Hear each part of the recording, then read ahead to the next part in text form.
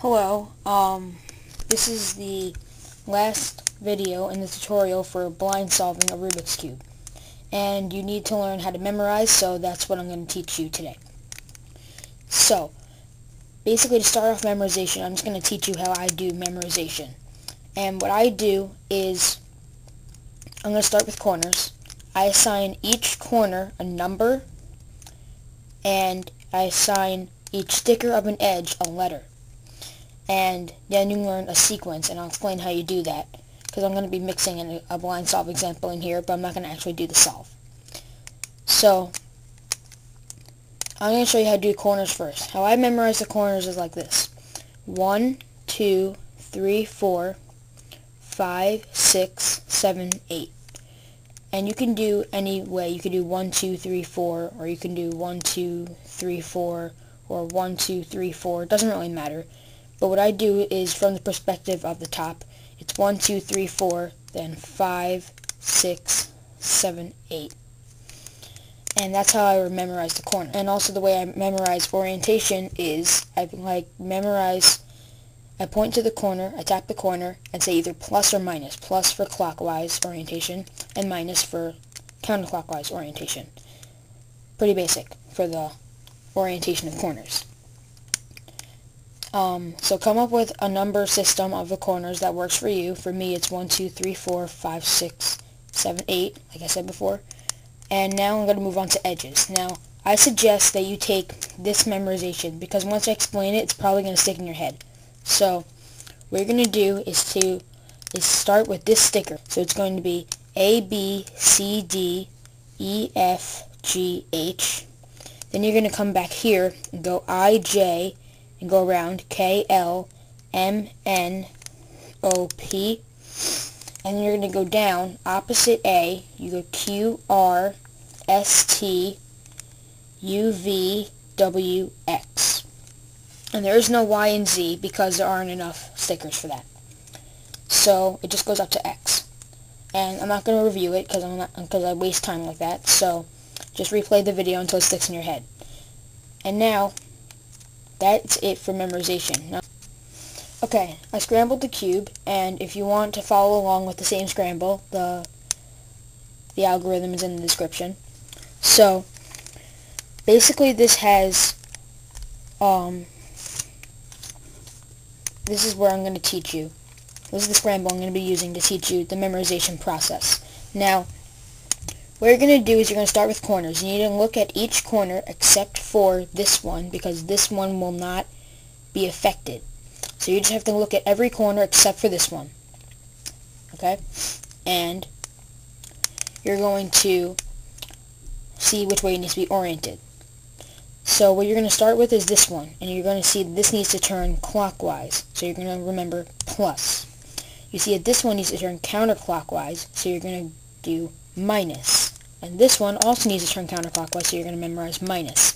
Now I suggest that you go in order of your numbers. For me, since it's 1, 2, 3, 4, I'm going to memorize starting from here, then to here, then to here, then to here, then to here, then to here, then to here. So, but if you do something different, then you want to go in that order. Just don't memorize this, because that'll come together with the rest of them. So right now we have plus, minus, minus. And then down here we see that this is already done, so you don't really have to memorize that at all.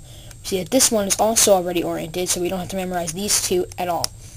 And it's going to go straight to here and memorize plus, and then also another plus. So now we have plus, minus, minus, skip these two, plus, plus. And that's for corner orientation. Now you're going to look over here and see where this piece needs to go. And I see that this piece needs to go to the location 5. So you're going to remember 5.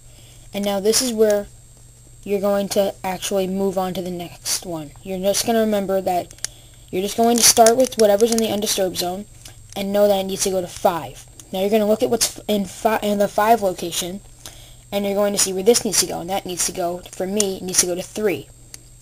Then that needs to go to 7. So now we have 5. So now we have from here, we go 5, 3, 7. Then this needs to go to 4. So now we have 5, 3, 7, 4, and now we have that case where it's done.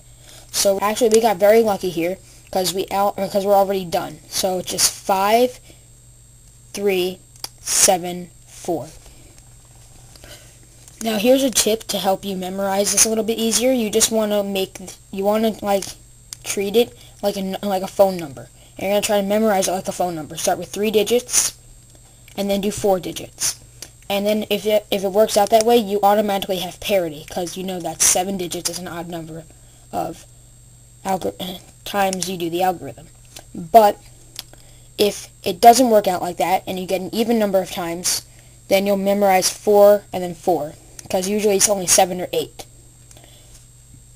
So right now what we have in the memorization is plus, minus, minus, skip these two, plus, plus, and then we have 5, 3, 7, 4.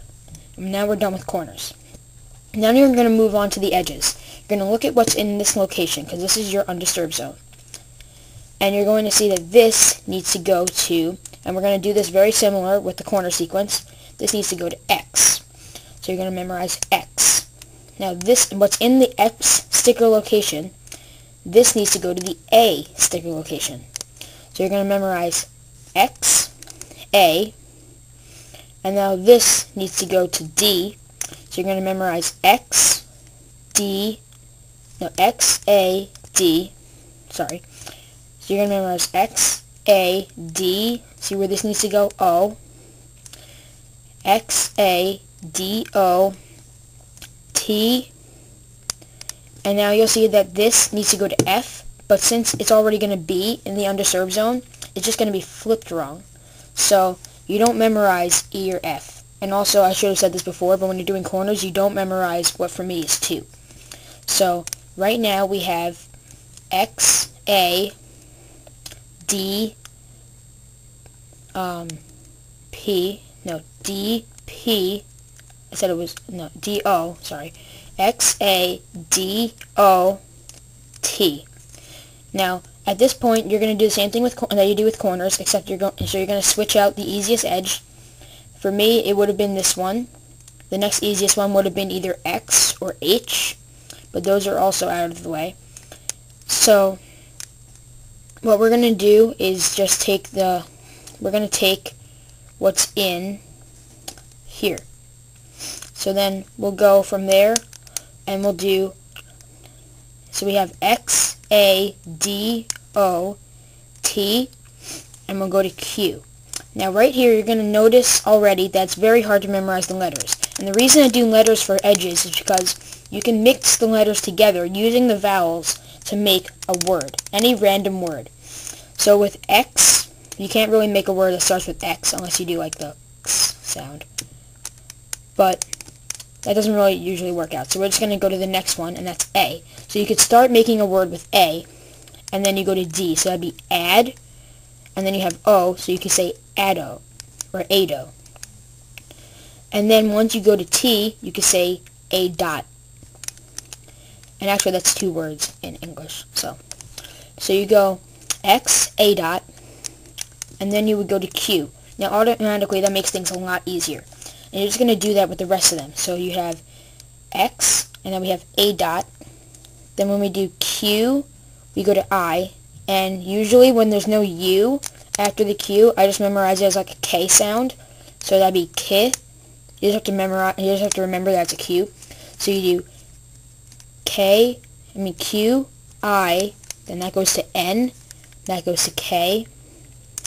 Then we go back to Q again. And that's all that's left. And and that's all the edges actually. And when we put in this edge, it started with T. So this was actually unoriented. And then this is also unoriented. So what we're going to have to do is we're going to take this and go over here. And we're going to switch it out with this.